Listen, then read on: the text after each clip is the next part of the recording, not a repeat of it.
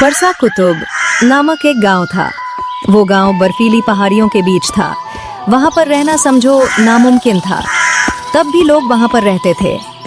उसी गांव में एक परिवार का सरवाइव करना लगभग नामुमकिन था। वहां ऐसी कड़ाके की ठंडी पड़ती थी और उसी गांव में एक गरीब परिवार रहता था। वह 2 वक्त की रोटी जैसे तैसे खा पाते थे। अरे जा रहा हूँ भगवान, आज तो वैसे ही दुकान पर जाने के लिए लेट हो गया। अरे पापा, मैं भी चलूंगा आपके साथ दुकान पर, आपके काम में हाथ बटाने के लिए। अरे तू कहाँ जाएगा रे? मैं तो दुकान पर जा रहा हूँ। भगवान, कैसी बातें कर रहा है तू। सारी दुनिया जहां बड़ा आदमी बनने का सपना देखते हैं, तू अपने बाप की तरह केक बेचना चाहता है।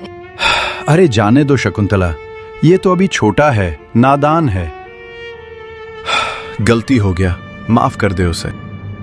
ये सब तुम्हारी वजह से हो रहा है। अगर तुम अमीर होते तो ये दिन ना देखने को मिलता।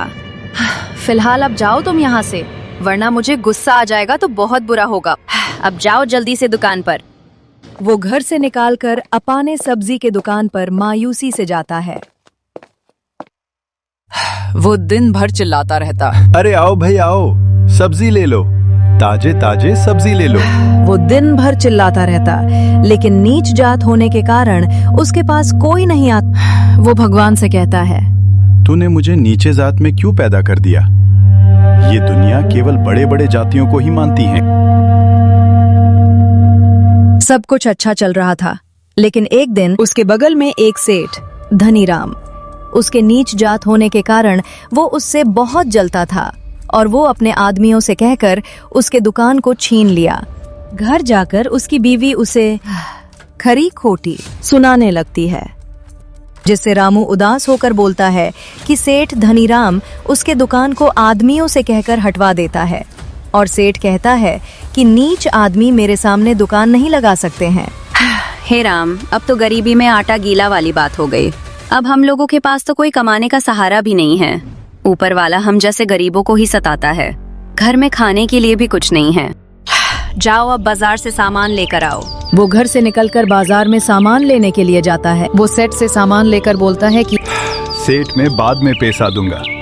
मैं तुम जैसे नीचे को सामान नहीं दूंगा, लेकिन एक शर्त पर मैं सामान दूंगा।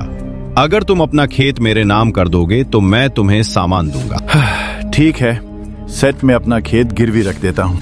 रामू मायूसी से घर चला जाता है। अरे जी, आप आगे सामान लेकर। अरे आज तो सब अनर्थ हो गया।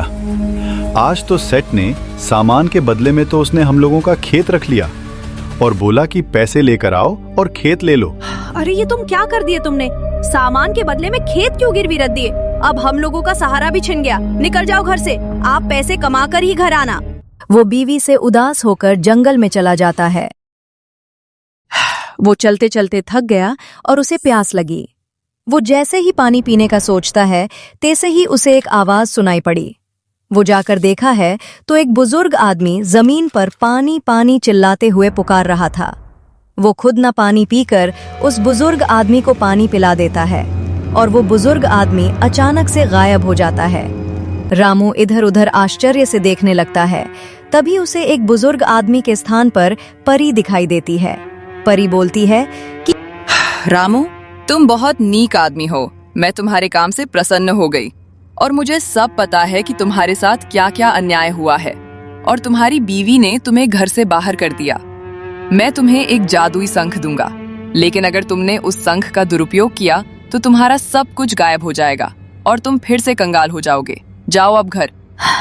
रामू परी को धन्यवाद कहता है और रामू खुशी खुशी घर चला जाता है और अपनी बीवी को सारी बात बता देता है। रामू की बीवी बहुत खुश हो जाती है और वो सेठ का पैसा देकर अपना जमीन वापस ले लेता है। रामू और उसका सारा परिवार खुशी खुशी आलीशान बंगले रहने लगता है। सब कुछ अच्छा चल रहा था, लेकिन एक दिन वही पुराना घमंडी सेठ काम कर रहा था। तभी उसके सामने से रामू अपनी कार लेकर जाता है। वह घमंडी सेठ ये देखकर सोचता है कि इतना पैसा रामू के पास कैसे आया? ये तो बहुत गरीब था और खाने के लाले पड़ते थे। अरे तो मैं चुपके से इसके घर चलता हूँ और देखता हूँ इसके अमीरीपन का क्या राज है। अरे अब पता चला ये तो जादुई शंख का कमाल है। अरे चलो, मैं इसके शंख को चुपके से चुरा लेता हूँ। अब मैं भी रामू की तरह सेठ बन जाऊंगा। अब लाओ, मैं इसे बजाकर हाल ही से अपने दुकान को बड़ा कर लेता हूँ। घमंडी सेठ ने जैसे ही शंख बजाया तैसे ही उसका बड़ा दुकान झोपड़ी में बदल जाता है और वो बोलता है कि अरे ये क्या, मेरा तो दुकान झोपड़ी में बदल गया, मैं तो बर्बाद हो गया।